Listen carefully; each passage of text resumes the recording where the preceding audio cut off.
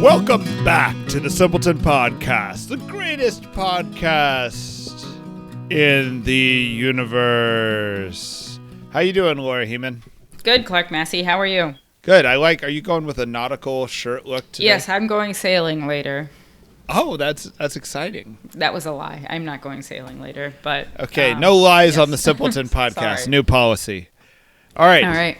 Here's our breakdown of today. We're going to talk about a very famous woman and talk about her life. And then we're going to talk about, we had great feedback from a listener, one of the original OG board of director members of Simple House, about our social doctrine comments and trying to show like where they actually did influence public policy. Then we're going to talk about the greatest achievement of the Gather hymnal, the Lord of the Dance. And we're going to use that as a gateway into a bigger topic, which is conservatism and orthodoxy getting confused together, as if there's no distinction, you know? And finally, we're going to talk about this new thing that kind of came on the radar in the news, which is this Ludwig Institute. It's kind of interesting. And I think it kind of is interesting because it also is kind of saying a bigger thing of like, sometimes the people who ask the most interesting questions are not the best academics. But let's just talk about that when we get there. So, Laura, tell us about someone I've heard you quote for 20 years. Not just that, she was a former book club member while you were still in D.C. But a couple weeks ago, my high school religion teacher, Mrs. J, passed away at the age of 93, and she was famous for many reasons. She had a huge personality, and she really loved Jesus and was influential to a lot of people. She had an enormous family. She had 11 kids who all had a lot of kids who've had a lot of kids, you know, so there's just, they run deep. She loved Jesus and she really loved the church, but she was a little bit unorthodox in her way of talking about it. I mean more by societal standards rather than like Catholic orthodoxy. So she was a little bit in your face, and I went to an all-girls high school, and all the girls had like eating disorders, so she took the approach of calling us all fatty as a pet name. Did that work? Yes. To some extent, yes. All right. Well, she's like Father Adam, where we have like Father Adam isms. Yeah. She has some like good one-liners. Her like the eulogy that her daughter gave ended with these two quotes from her. The first one was, "I am living proof that God loves his little idiots." And the other one was, "If you don't know how much Jesus loves you, you're dumb." So there were lots of one-liners like that. Her whole sort of parenting strategy was delighting in her children. And the kids, she would say, like, your kids know if you don't enjoy them. And then they pester you because they want to be enjoyed by you, you know? And they become bigger pests when you don't enjoy them. And so her whole thing was delighting in her children. But she also had a temper, which was kind of like a lifelong, battle that she had. And as a young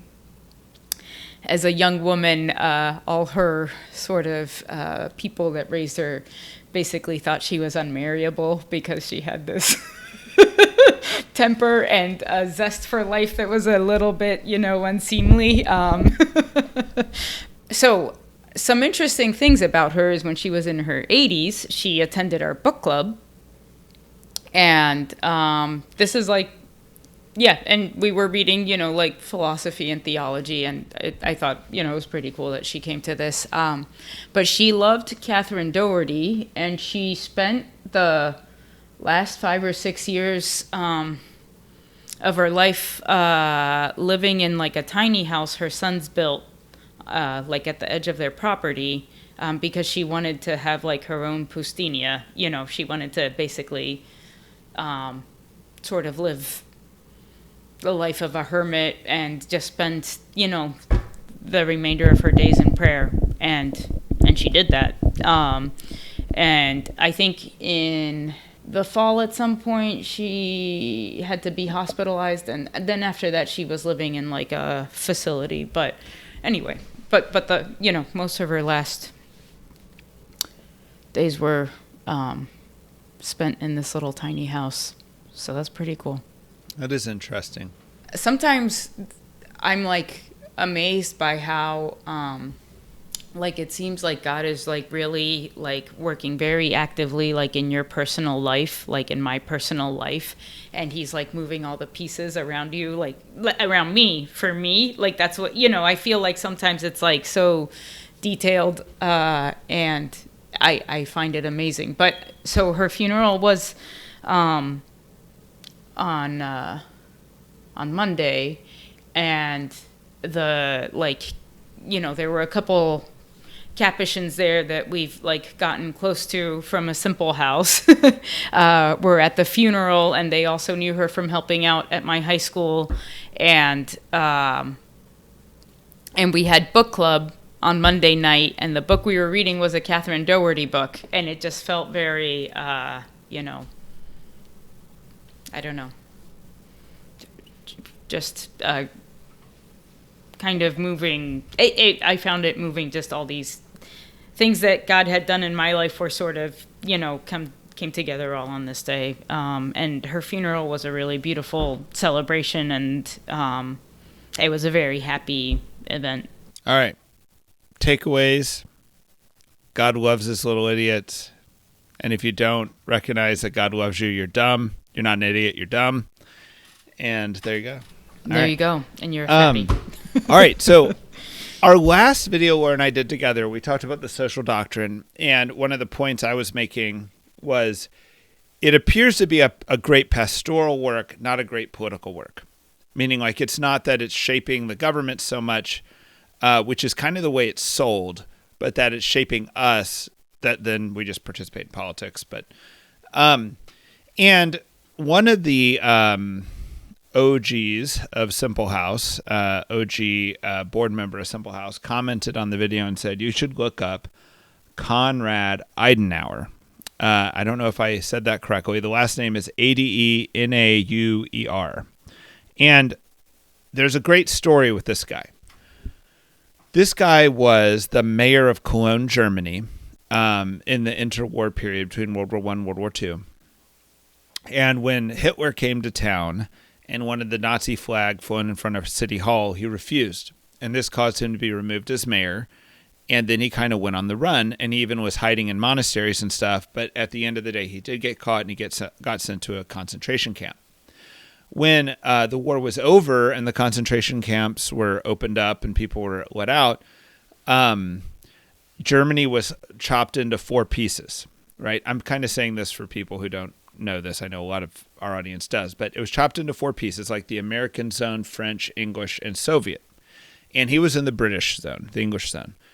And also during that period, there was an aggressive denazification. Like as we reformed Germany, the 3 Western nations, the French, the English, and the U.S., joined their portions together and it became West Germany.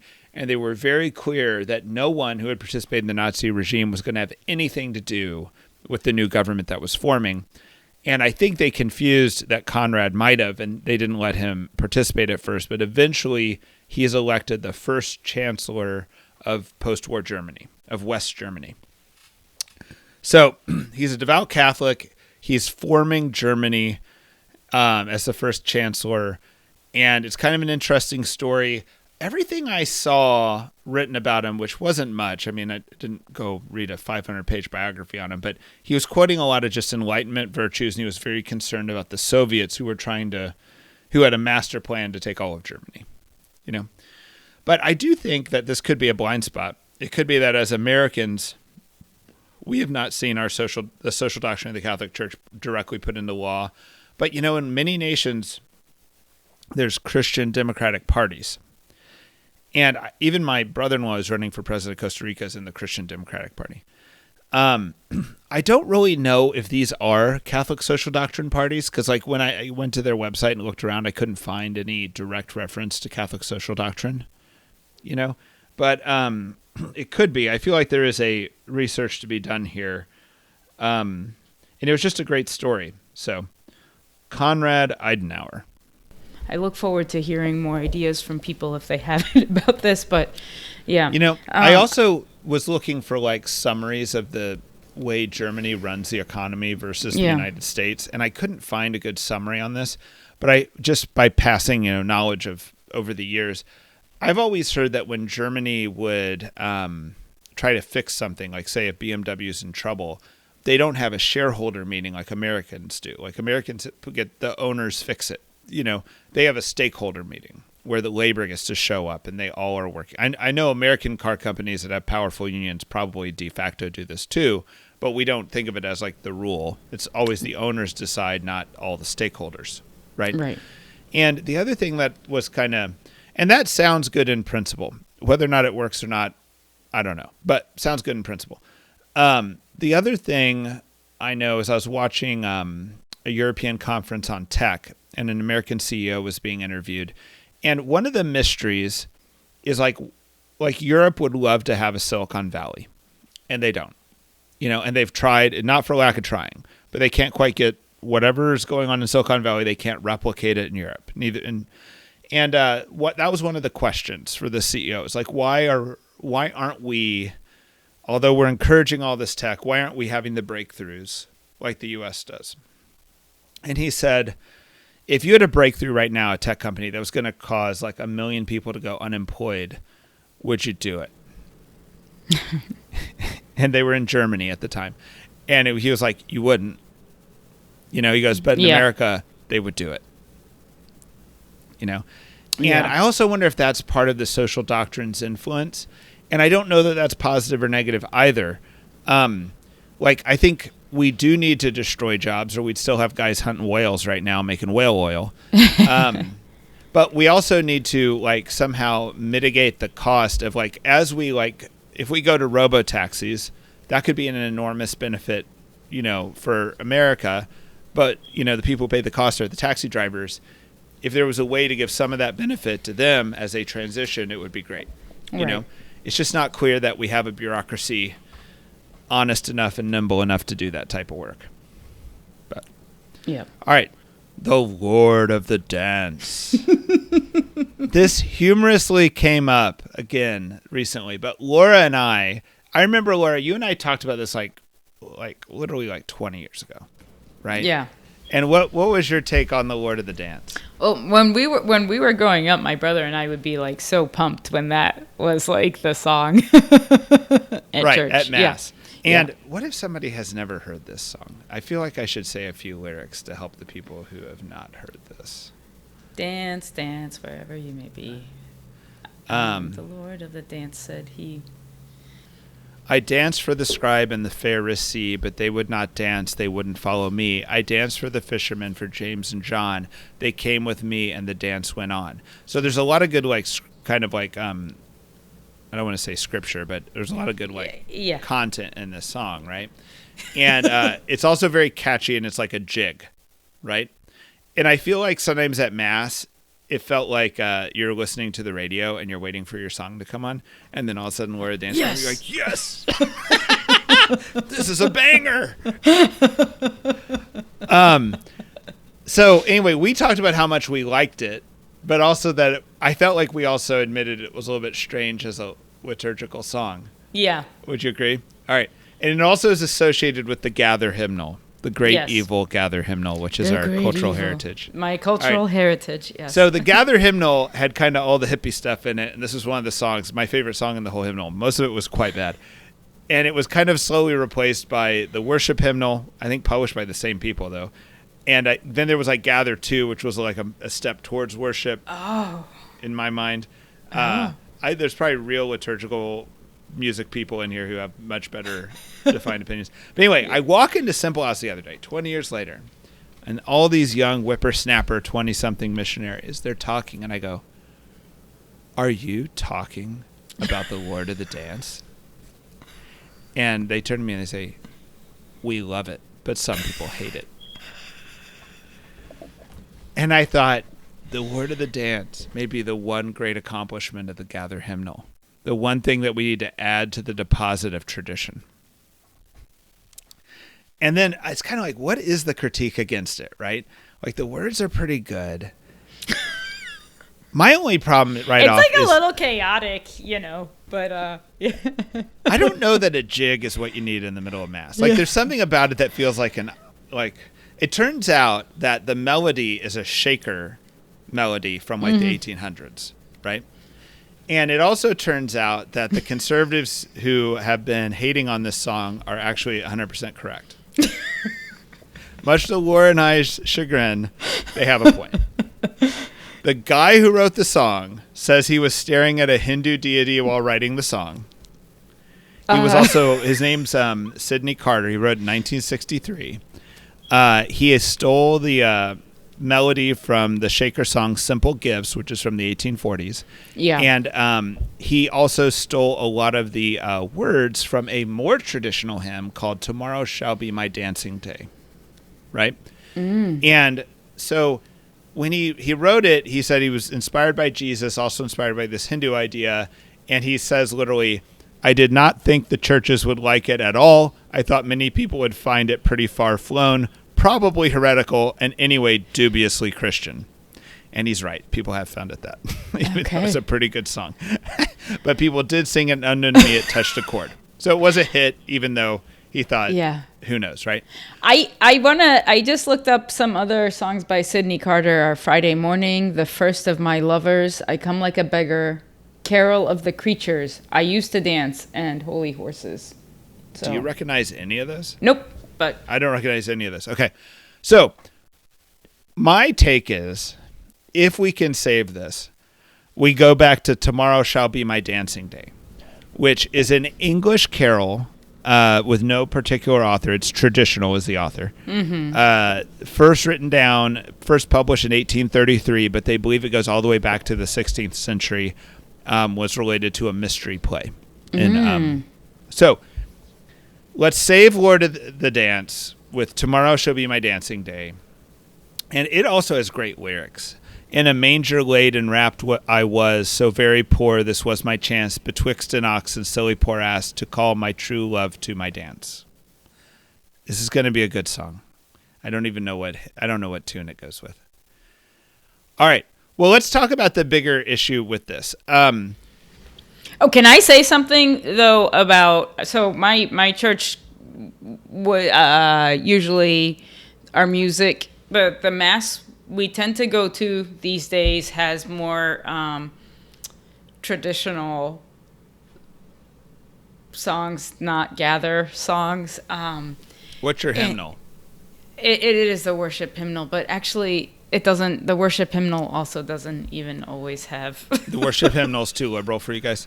I don't know. They have to print a song sheet every Sunday.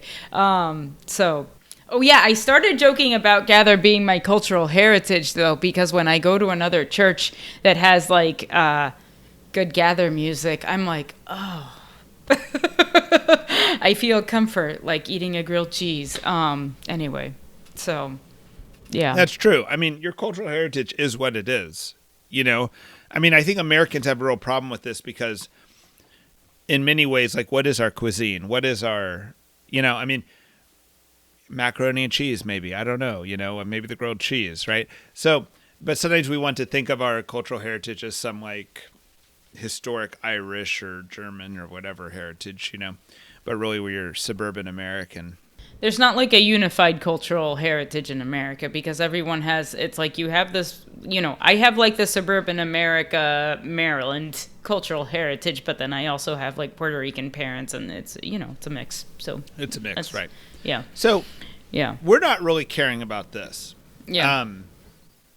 The reason why this is interesting is because we started talking about whether or not modern Catholics can tell the difference between conservatism and orthodoxy, between merely like a traditional way of doing things and actually the true belief of the church. Yeah. Right?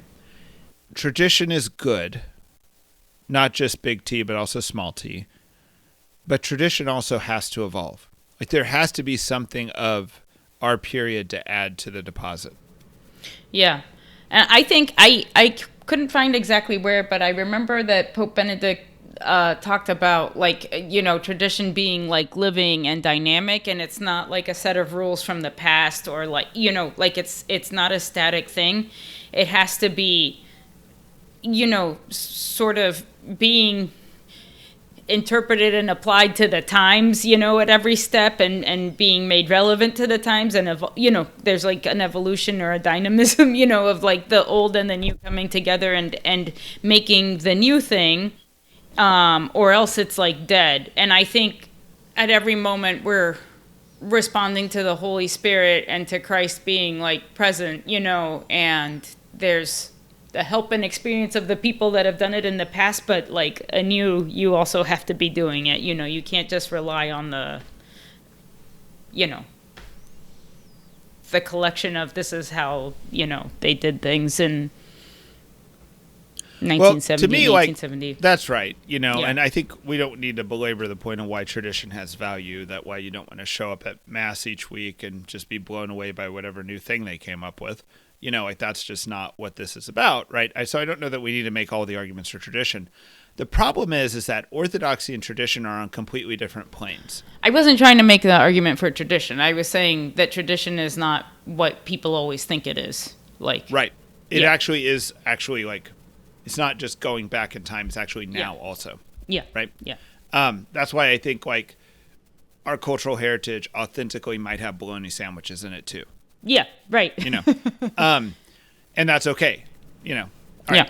But in the churches, in the realm of Catholicism, the church, the kingdom of heaven, kingdom of God, tradition and orthodoxy are on different planes. Like one's on a plane of you should die before you renounce it, and the other one's on the plane of you compromise when you need to. Right? And I think that that's what's kind of missing now, right? Like people are sometimes going to battle with some banner of traditionalism that's not the banner of orthodoxy. Like whether or not your church does this or that, more traditional or less traditional thing is not something you should be willing to die over or even drive people out of the church over. But it should be at the level of orthodoxy. And I don't know that drive people out of the church is ever the right attitude, but like you got to stand up for orthodoxy no matter what. But whether or not, I know this might be a pet peeve of some, but whether or not girls are altar servers is not one of those things. Right. Right. It could be good and bad. Absolutely. Yeah. But it's not the thing that we're looking to lose, to take stands on in the most absolute way,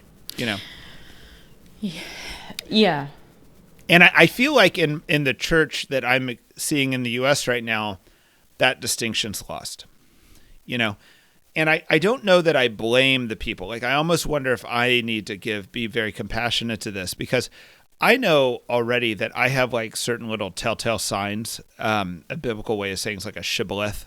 So shibboleth was like this thing where they were looking, everyone was Jewish, but this one tribe, this one region of Judea where they were at war with. And as they swam across the river, they couldn't tell, is this a Jew of our tribe or is this a Jew of the tribe we're at war with? They'd say the word shibboleth. And if they said it with an accent, they killed the guy.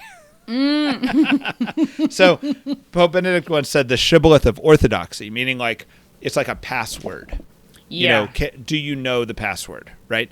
And I feel like tradition has become that. Like anything you do that's not traditional is as if you're outing yourself as a heretic. And that's not true. Right. And that's actually quite wrong. Right? But I also know that like politically, for example, I'm actually for diversity, equity, and inclusion. I'm for all these things. But if you come at me with like a DEI thing, I'm very suspicious of you, because I suspect that you're going to work for a lot of things I hate, Yeah. Even while I actually like the fundamental principle of what you're saying, it's like a marker. Right. So I think like it's like there might be some like traditionalist people that maybe like for instance did not like the Second Vatican Council, and maybe part of this is because like a lot of ideas in the Second Vatican Council were used kind of as a Trojan horse, to bring some crazy ideas into the church, like Jesus' resurrection is a symbol or something, I don't know. And I think there's like a thing with like orthodoxy. It's like you've got the right word, the right teaching. Like to me, there's like a thing that's like you have like a deep understanding of the teaching of the church, and you can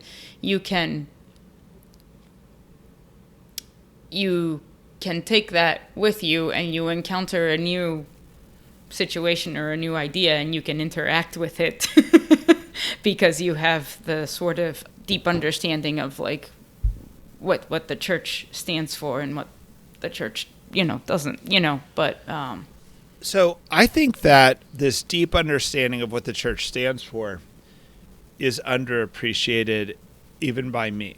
So we've seen, like in our own lives, like if we went back to the year 2000, most Catholics you were meeting who even worked for the diocese didn't really have an Orthodox view of the faith. And I would say didn't know they didn't. Yeah. Like I'm not sure they were bringing in Trojan horses on purpose. Right. Right. And when you like kind of got educated enough in the faith that somehow the interior logic of the faith somehow clicked for you, and somehow you knew enough of the fathers or whatever it is to kind of know the distinction between big T and little t tradition and stuff like this, it was quite a project to get to that point. And it was kind of interesting to find other people who knew that. And now I find that most Catholics believe in the basic teachings of the church. They may not know the whole catechism, but they know the big points.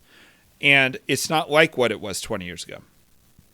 And I think what's interesting about this is I used to say the cause of this in my mind was the church scandal.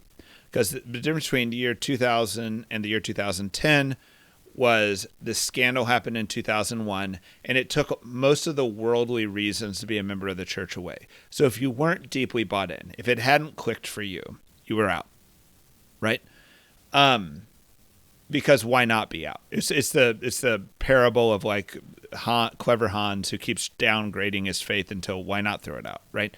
So once the church got on the political bad side due to the scandal and became so unpopular, I thought that's what reformed the church.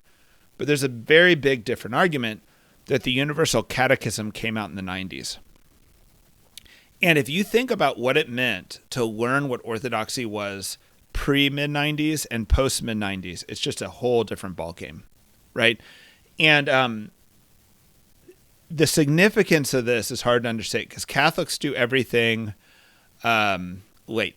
Like we only declare the official books of the Bible quite late. We hadn't had an official church catechism summarizing the magisterium of the church since like Trent. Everybody knows of this Baltimore catechism. That was literally the catechism of the Diocese of Baltimore. Like bishops published catechisms, but the Vatican didn't. There was no universal catechism. And therefore in the 80s, you're at seminary and these guys have whole different takes on what Catholicism is. It's hard to stand up to them. It's hard to even understand like how they're wrong or whether or not they're sincere or like why they seem to be so different than like a John Henry Newman's take on what the church is, right? I remember having these conversations where this priest, it was like, all right, either I got to agree this guy and get in his good graces, or I'm going to agree with John Henry Newman and like these guys I'm reading who are all dead, And it was like, I guess I'll go with the dead guys, But it was kind of like what we've all seen in the last so many years with COVID and stuff. It's like you're either in or you're out. There's like a lot of social pressure around these things, right? Yeah. What I've been like thinking about with just the various, the kids' school, the parish, the Knights of Columbus pool, like all the,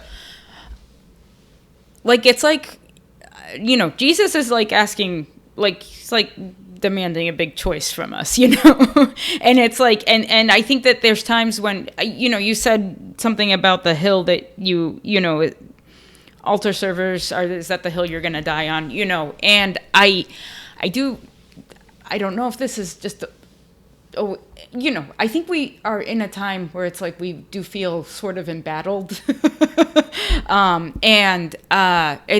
There is like a big choice before us. And I think that I do think like an important function of the church is to like bring people to that choice, and really say yes to Christ in their life, But I do also think that there is a function of like keeping people in the fold, and those things don't always look the same. And there are some church things we do that can promote, keeping people in the fold, and maybe hopefully that leads them to a moment of like deeper encounter. And there's other things that maybe I don't know, like I think we need both, and I feel like I'm encountering people that want everything to be like the big choice, even the church social function. So to me, like, to the extent that have like some fight in us, most of that fight needs to happen outside the church. Meaning, like, you don't want to put that type of energy into your parish, Like, we have a radical message different than the whole world, And it means we're going to be living counter to the world. But you also see energy living counter to your own Catholic community.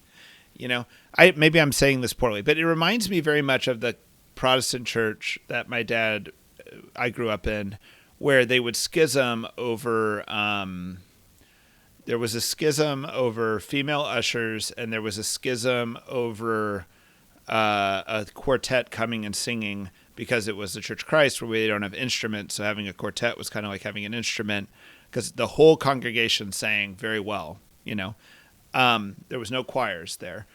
And so that caused two schisms. The thing that was interesting about it to me was we never felt more religious than when we were schisming. Oh, yeah. Oof. Like, they were fired up, man. Like, it was like you felt pure. You felt like you were taking a stand. You were, and it's like, this is not good. Yeah. This is tearing apart the Christian community, and everyone here is getting a high off of it. You know what I mean? Like a religious high off tearing up their own community. And this is where it's like, okay, if you're going to take a stand and have a hill to die on, make it be orthodoxy, not conservatism. Right?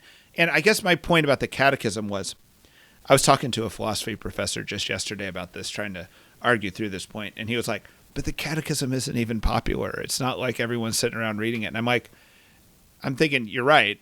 But like, at least it settles disputes, or at least it's there to point to, Whereas before it was like, what were you going to do? Read all the fathers of the church? And then by the time you're 40, you got a good handle on what the magisterium is. And only then, are you set up to defend the faith at some level, and even then, how do you even correct? It's like, well, you do know that St. Cyril of Jerusalem in the year 350 said this, and he's a father of the church. I think, is the Catechism popular? I don't know how to answer that question. I know that when I was like growing in my faith in college, I would be like, I wonder, open the Catechism.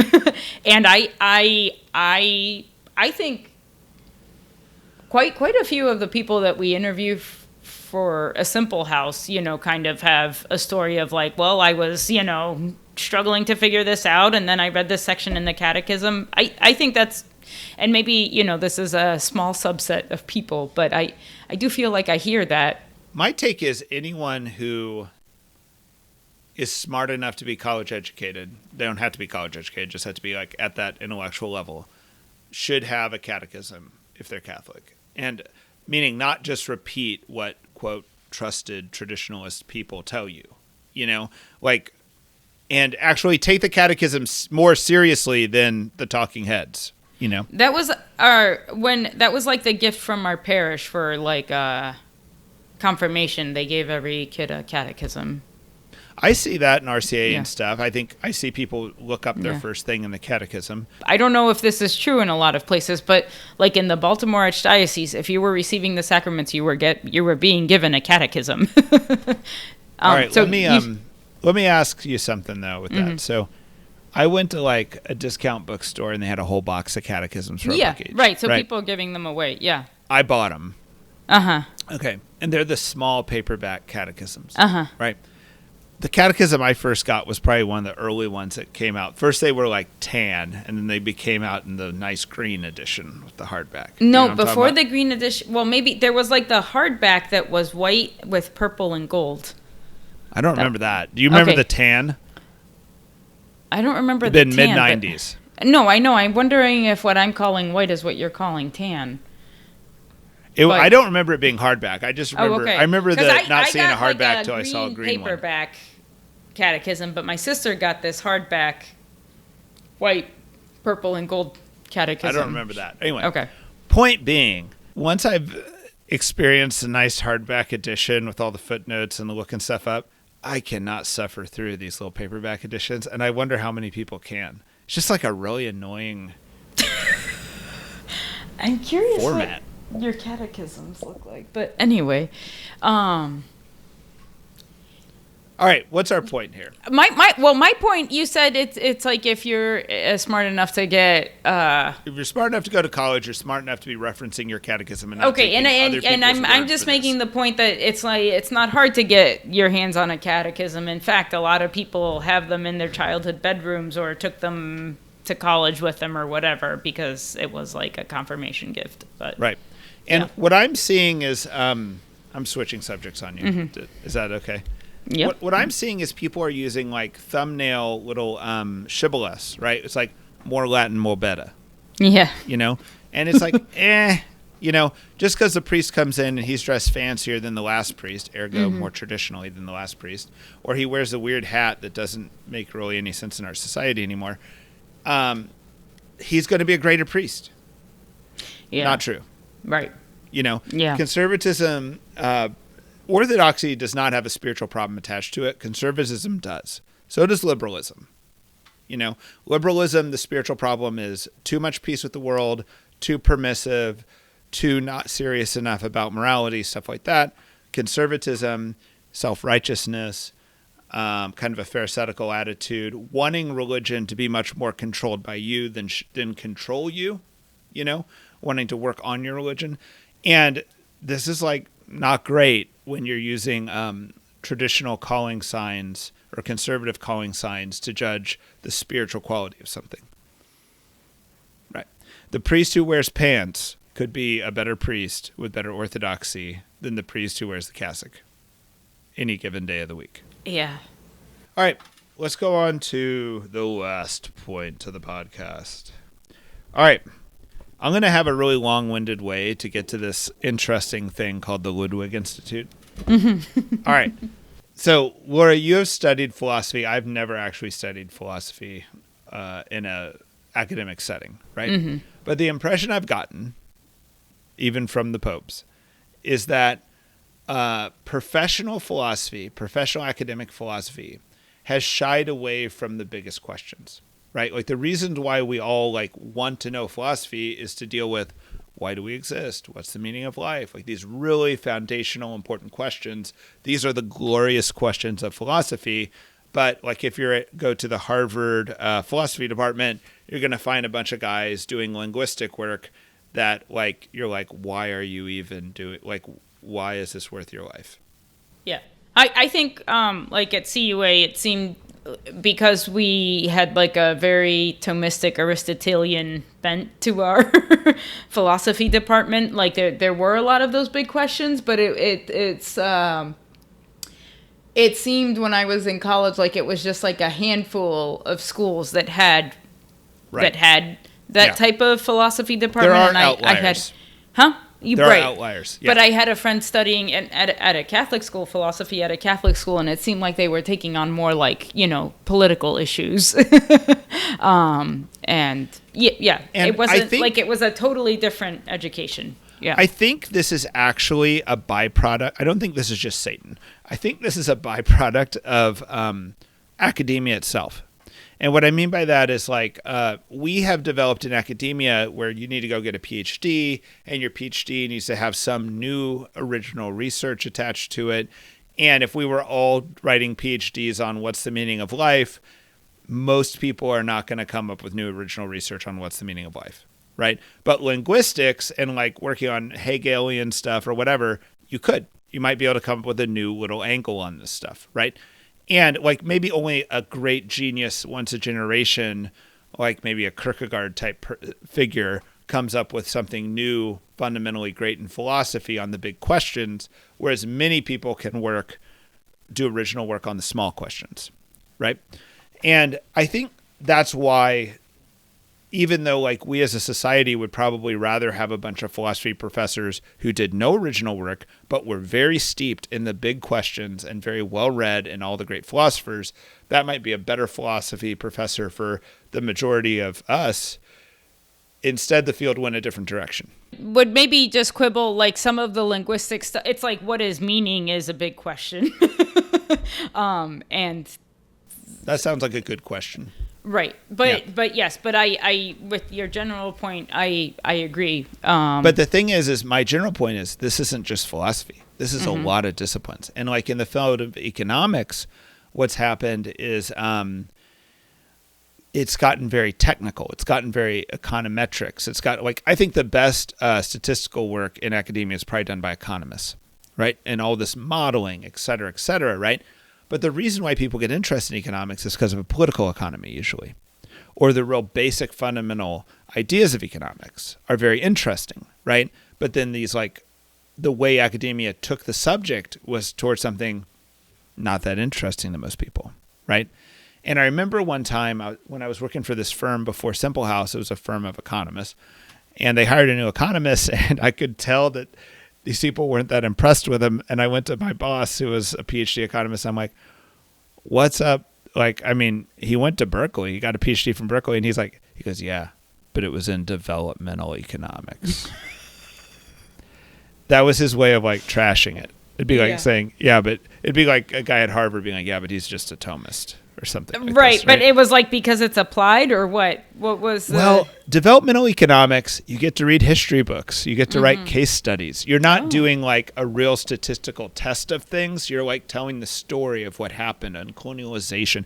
Like I had a historical economist, also a field that's not as well respected as the mainstream economics. He was trying to estimate the GDP of Indian nations before, settlers arrived. Right? He thought that was an interesting project, right? But it's a project that can't be done with great scientific accuracy or real rigor. You're just trying to estimate, you don't have a whole lot of evidence you're building this on. But then I like go visit a developing nation and you're like looking around, you're like, oh my gosh, the most interesting questions in the world are here, right? Like, why are they not succeeding here? Why did they do it this way? Why is this not coming together? And you start realizing that these developmental economists have all the cool questions. Yeah, and the questions that people actually have. Right, like real questions for real life that we really want to know the answer to. Like they have the cool questions just the same way these philosophers who want to know the meaning of life have the cool questions. Yeah. But they're not being the respected part of the field, probably because academia is just geared away from that, right?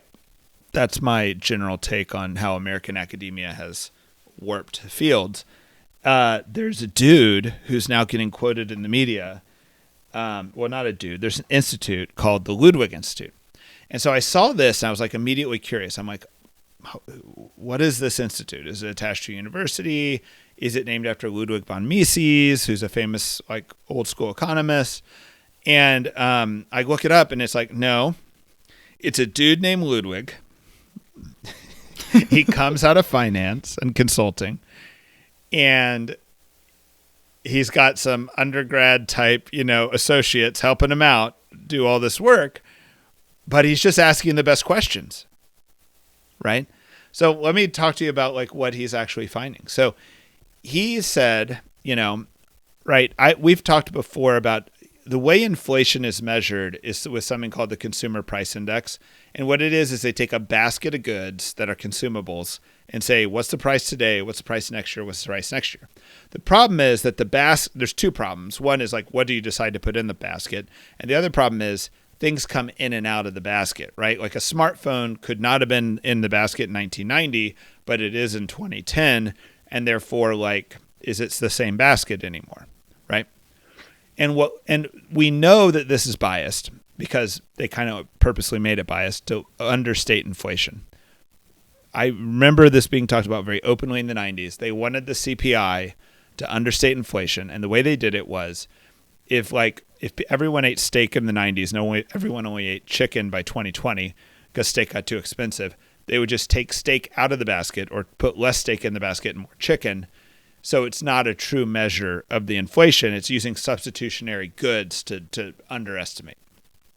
The reason they're doing this is because CPI is so important for scaling Social Security and different types of benefits. Wait, what's CPI again?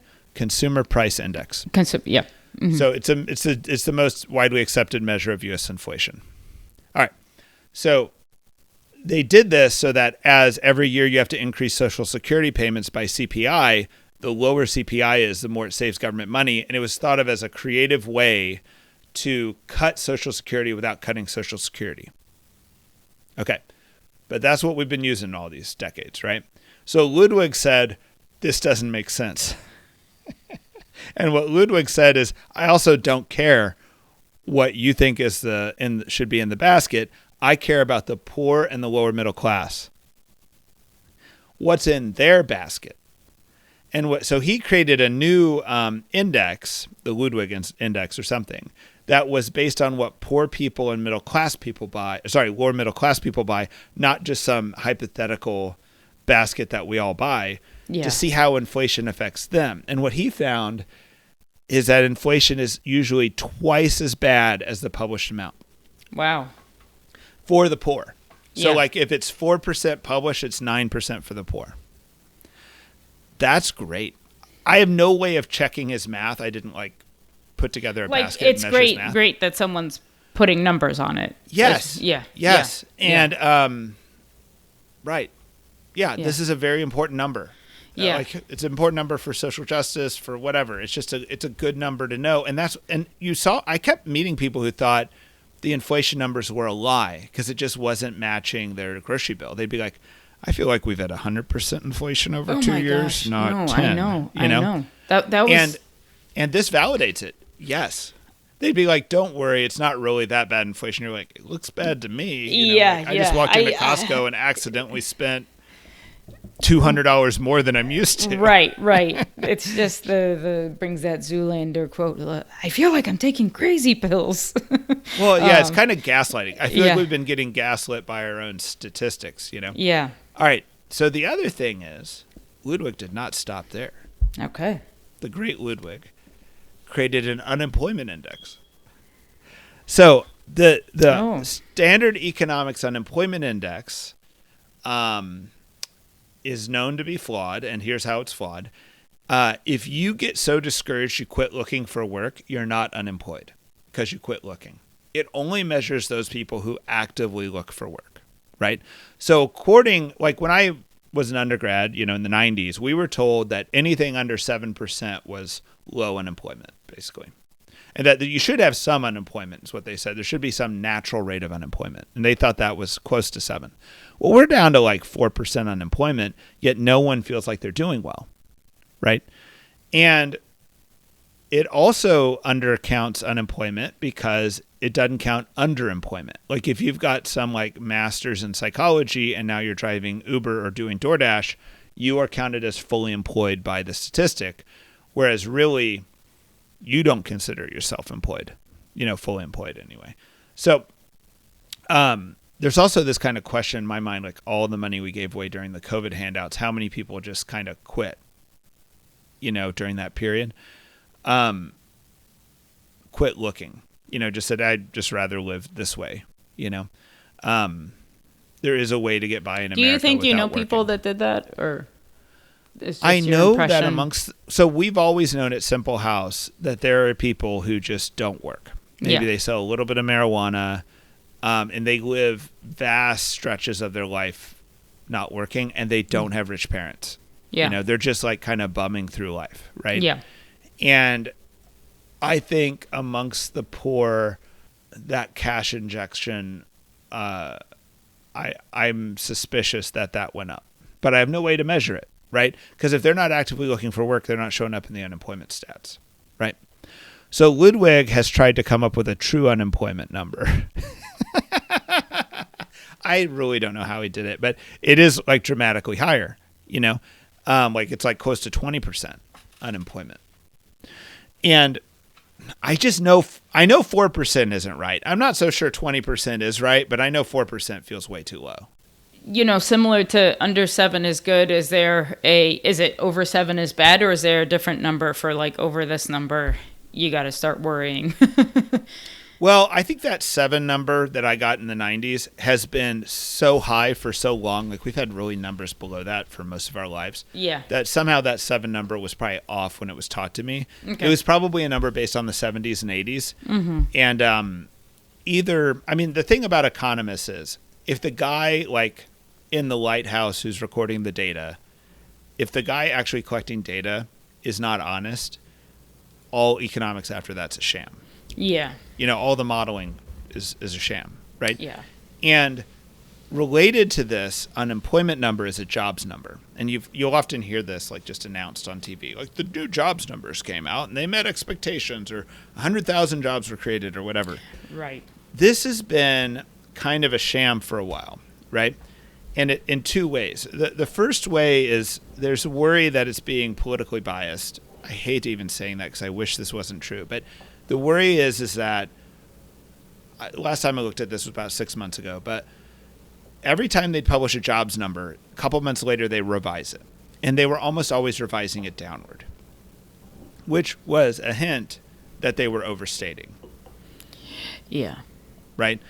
And I looked at it and I could not prove statistically that they were overstating, because there'd be like, if it comes out quarterly, there were like 10 observations, of which 7 were revised downward. And that's not quite enough to say that that's not random, right? But by the time I had 32 observations to prove it was random, it'd be a decade, or, it'd be like, so, right. Be 8 years, so it's like no way to judge how we're doing 8 years later, But the other thing that's happened that is shocking, I'm sorry, Simpleton audience, I wonder if you guys even like these little economic segments, but whatever. Doing it for my I don't know if I need to do them. The Fed. So do you know that the Fed has these like little banks, Laura? Like there's the New York Fed, the San Francisco Fed. Nope. All right. There's like a dozen little banks. There's only 3 states that have 2. Do you want to guess who they are? This is economic like trivia. New York, Maryland, York's California. One, they have New York City and Buffalo.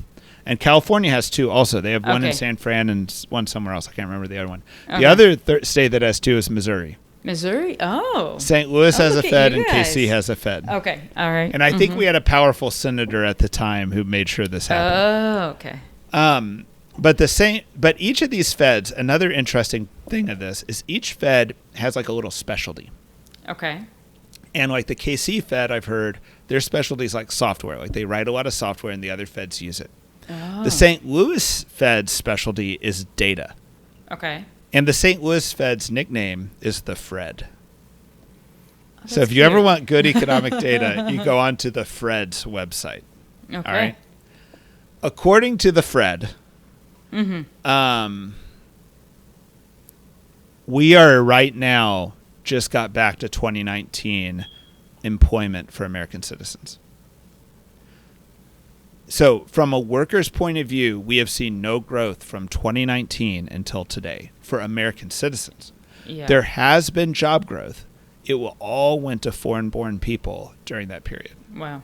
So there was net job growth, but American citizen employment actually went down and has only now recovered over 6 years later. So like the idea that we all expect growth each year, a growth number of about 2% is a good number for the U.S. And we want that growth to not just go into Elon Musk's pocket or some billionaire's pocket, but also go down to the workers, was not been happening for 6 years. Yeah. And we've just recovered, right? Yeah. That is not a message that's been put out properly, and that's not a just situation. I find that shocking. I don't know. I don't know if everyone finds that shocking, but I was shocked. I'd heard someone on a podcast say that, and it was only when I actually saw the data, I was like, oh boy, they're totally right. Well, I know that you've talked about like inflation is good for asset owners in a way, right? Like the value of your house increases. But I'm curious about this idea that the Ludwig guy was interested in, how inflation affects the poor and like lower middle class. Did he compare it to inflation for? Yeah, it's well, that's kind of what's been in all these articles lately, is they're using Ludwig's Institute's data and comparing it to the published data. And by the way, his institute's actually called the Ludwig Institute for Shared Economic Prosperity. So he has just saying right up front, like, what he wants. What I want is the Yeah. poor to do better. You know what I mean? Yeah. And he's a capitalist. He's not like a Marxist in this, but he's just like, hey, man, this is not cool, So, all right. I find this we need the people who do this to not be weirdos. Do you know what I mean? Like, Totally. we need here's an example. Like, when you go to his website, it'll say the percentage of the U.S. labor force that is functionally unemployed. He has a functional unemployment of 24.3%. The headline unemployment put out by the government is 4.2%. Then he says an increase in the true cost of basic necessities for low and moderate income Americans between 22 to 23 is 9.4%. CPI was 4.1. Is the idea that I'm trying to understand, like, an upper middle class person did not experience the same level of inflation, or they did, Right. but they did not. Like, luxury items maybe didn't increase at Right. that level. Okay. Right. Yeah, if you are consuming, luxury goods, but also, like, it's just kind of like you spend what fraction of a lower class person's income goes to food? A higher fraction than a upper class person's income. Right? Even though an upper class person is buying better food, you might say. Yeah. They might be, yeah. Yeah. Yeah, I mean, but like, it is kind of shocking to me. Like, I mean, Whole Foods which is what you consider upper class, looks darn affordable compared to McDonald's right now. Yeah. I mean, McDonald's looks crazy. Yeah, no, it's really hard to. It's hard to square that, No, I know. And when they just say it's the selfishness of McDonald's, I don't buy it. Whole Foods is selfish too. Something happened. Remember reading? I kind of wish I had this article, but there was a thing that someone sent me this. An idea was that, like, when there's like big inflation or like economic instability, you see the price of kind of normal items get closer to like the specialty items. So they were comparing like, regular food and organic food, and that those prices were gonna like be a lot closer together than they had been. And it's true. Like, it used to be so expensive to shop organic, but now I'm like, oh, this is just like 20 cents more to buy organic. I'll buy the organic, frequently. That particular example could have a variety of reasons, but there is this like economic idea that, like, say, like, the example of this that's usually used is Ireland with potatoes and meat, right? Potatoes are the food you buy when you don't have money. Meat's the food you buy when you have money, right? Turns out that when there's a famine, the price of meat may actually go down, and the price of potatoes goes way up. Oh, that makes sense, because people are buying less meat.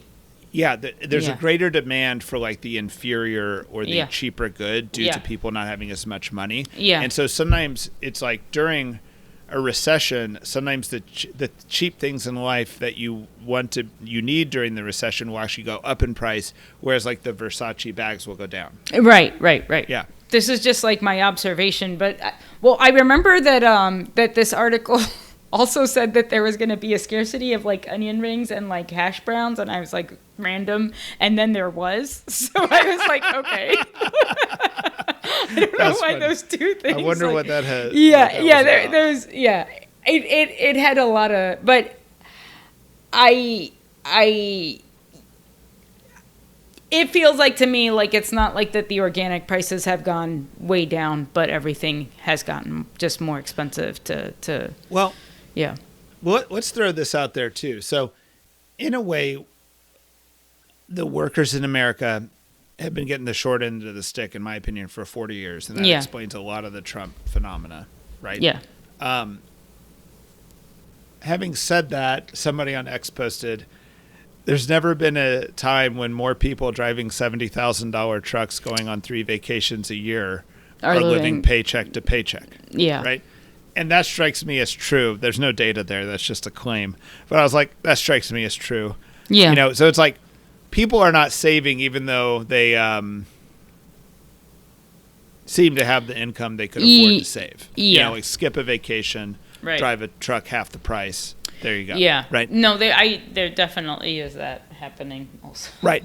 Which is kind of pointing to a cultural problem. Right. Yeah. Or a great security. Like these people just don't think the good times will ever end, therefore they don't save.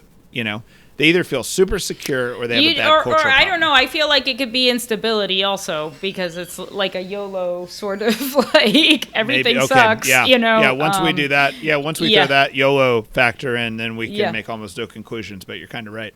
So the other thing that's funny, it's when you feel like there is no real potential to save and get ahead, then why not go on the vacation? Right. The other thing that's funny is that 2020 was like a record year for luxury goods. So while we shut the economies down, the Versace bags, like the real high-end luxury goods, were doing fantastic, like having a record year. And it's like, is that because the rich got so much richer and they were sitting at home ordering online? Or is that because all the money we sent out from the government was actually not being used, was treated as like house money or free money and was just being wasted, which would be a cultural problem, Yeah. I suspect that's what happened, is that when we sent out money, it was treated as free money and people bought luxury items. I don't know. I mean, I think disappointing people use shopping as therapy also, Right. And those were rough times, but okay. Yeah. I think now we're just in full-blown speculative, processing mode. But okay, all right. So Ludwig Institute's interesting. I like that these guys outside of academia are sometimes the guys asking the right questions. And Ludwig, I don't know if he does his math right, but he asks his questions right. Yeah. Cool. So anyway, all right, good. Anything else? No, I'm looking forward to you and Audrey's next Introduction to Christianity installment. I enjoyed the first one. So excellent.